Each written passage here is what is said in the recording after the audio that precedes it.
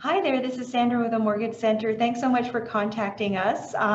You had contacted us about doing a mortgage pre-approval, renewal, or refinance.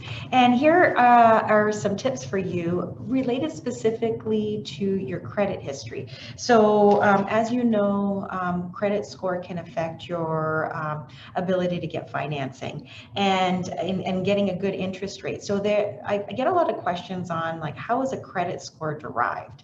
And there are multiple credit agencies that report credit history. The ones that we use at our office are Equifax, and sometimes we refer to TransUnion. And Equifax actually has a specific credit rating for people who are borrowing money for mortgages. And here is how your score is determined. So this is really interesting for you if you're interested in it. Payment history accounts for actually 35% of your credit score, which is the biggest component. So, just paying your bills on time. I often get a bit of pushback, and I may get somebody who has so-so credit and say, you know what, I just missed one payment on $1,000 credit card. But I think the way the financial institutions look at it when they give you a mortgage is, if you can't pay $1,000 bill, how are you going to pay a mortgage of $400,000 or $500,000? So credit payment history accounts for 35% of your credit score. Amounts owed and usage rate. So this is called utilization rate. This accounts for about 25 to 30% of your credit history. So one of the things I always am telling customers is it's better to have a $20,000 credit card and only be using $1,000 at a time than having a limit on a credit card that has $1,000 and it being maxed out all the time, because that is showing high utilization rate. So low utilization rate has a positive impact on your credit score. The other thing that affects credit history is actually the length of your credit history, and this accounts for about 10 to 15%.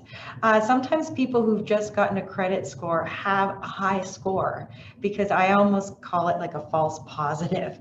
So not only is the financial institution looking for a good credit score, they're looking at the length of time you've had your credit history. Okay.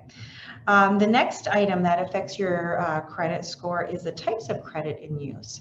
So financial institutions are looking not only just to have a credit card that's being used, but either a line of credit or possibly a personal loan, like a car loan. So if you just have one credit card open, you may want to think about, if you've been offered a line of credit and you don't have a car loan, to accept that, because that really builds your credit history. And also the last thing is new credit.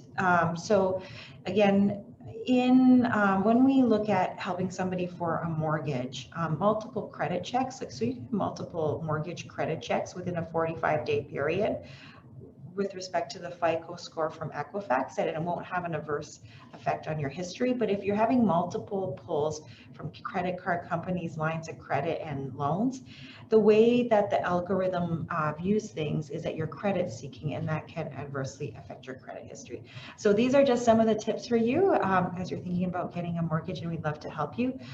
Find out more information at our website, and we can connect there at skipthebank.ca. Thanks again.